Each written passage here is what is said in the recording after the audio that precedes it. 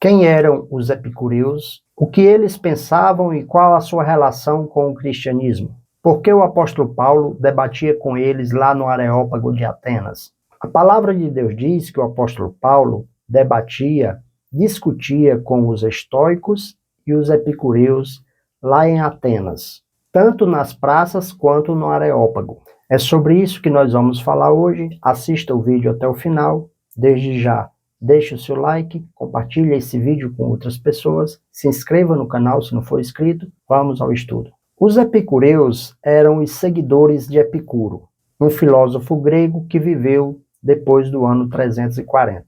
Epicuro foi o fundador da escola do pensamento filosófico conhecido como os epicureus. Essa escola filosófica pregava que o supremo bem residia no prazer e na felicidade, hedonê, no grego, não nos deleites fugazes e momentâneos, mas no comportamento duradouro da mente e da vida como um todo, contrariando acusações frequentes de que Epicuro era um sensualista. Apesar de acreditar que a alegria, a felicidade, o bem-estar está no momento, no presente, no aqui e no agora, em aproveitar tudo isso, ele não era adepto do hedonismo mais depravado, por assim dizer.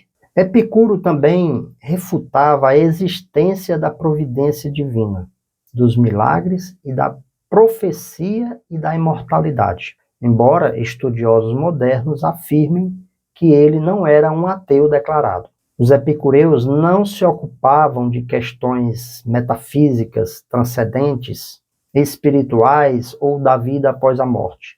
Contudo, abraçavam a doutrina atomista dos filósofos gregos, sustentando que tudo que existe e pode ser conhecido como certeza e natureza é apenas matéria em movimento. Na concepção atomista, a matéria, em sua forma mais básica, consiste em átomos de infinita variedade, que se unem por afinidade, formando todos os objetos físicos e materiais que podemos ver. Os atomistas foram, portanto, os mais antigos materialistas. Epicuro também é considerado como o criador da doutrina conhecida como deísmo, que defende a ideia da existência de um Deus impessoal, um Deus distante, que não se relaciona com o mundo material. Essa ideia é oposta à crença na divindade presente, ativa e participante do teísmo, como nós conhecemos. O maior equívoco dos epicureus foi ignorar a existência da alma e da vida após a morte. Eles ensinavam que tudo que podemos saber e possuir se limita a esta vida terrena, ao aqui e o agora. Por isso defendiam que temos que aproveitar a vida presente, pois a vida futura, a vida eterna e espiritual após a morte, não sabem se existem. Epicuro negava a existência dos deuses tradicionais. Não acreditava na ira dos deuses com relação à humanidade.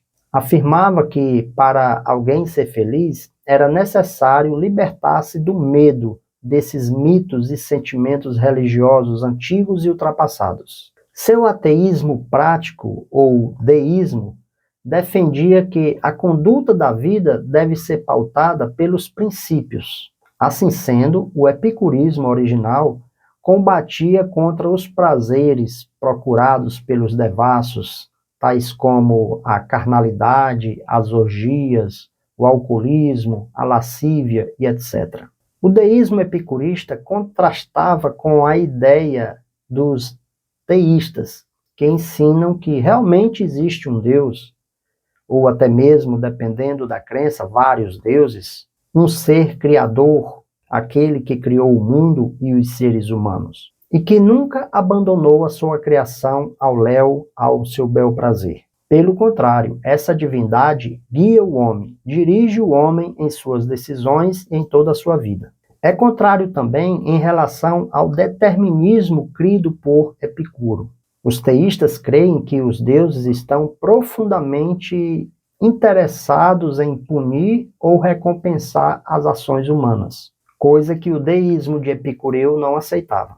Era sobre essas ideias que Paulo debatia e contrariava os pensamentos filosóficos dos epicureus da sua época.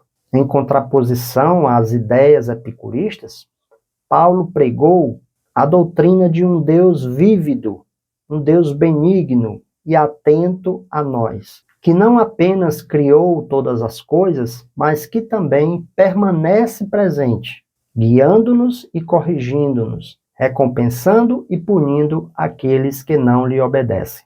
Essa é a postura e o pensamento do teísmo, principalmente o teísmo bíblico. E foi através deste evangelho, desse pensamento, que Paulo debatia, trazendo um evangelho de vida, um evangelho que mostrava a imortalidade, a ressurreição e a vida após a morte. Paulo se apoiava no pensamento e na crença de que a maioria das pessoas criam num Deus espiritual que tinha contato com a humanidade, e não um Deus ausente e distante como criam os epicureus. Para o apóstolo Paulo, o sumo bem residia em nossa transformação à imagem de Cristo, pela qual os remidos se tornarão autênticos filhos de Deus, ou seja, participantes de sua própria natureza divina. Quão mais elevado e nobre é esse pensamento do que as ideias de Epicuro. Apesar de seus bons conselhos sobre a conduta na vida presente, o epicurismo é vazio, vazio de vida, vazio de presença de Deus e vazio também da crença de vida eterna. Mesmo no tocante à conduta cotidiana, o caminho cristão é muito mais excelente, por ser o caminho orientado e iluminado pelo Espírito de Deus.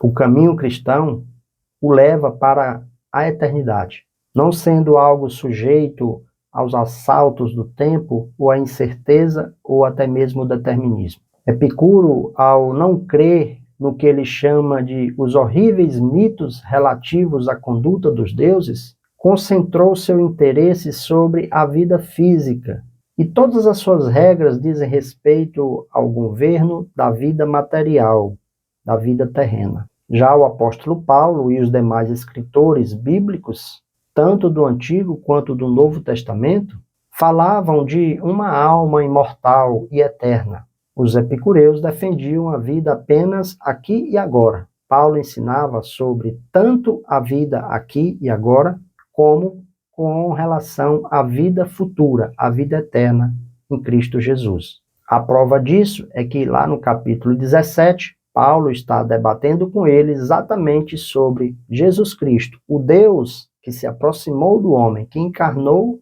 e está presente na vida humana, como também aquele que morreu e ressuscitou, que é a garantia de que nós também morreremos, mas ressuscitaremos, porque Cristo assim nos prometeu. Essa é a diferença da excelência entre o cristianismo e o pensamento epicureu.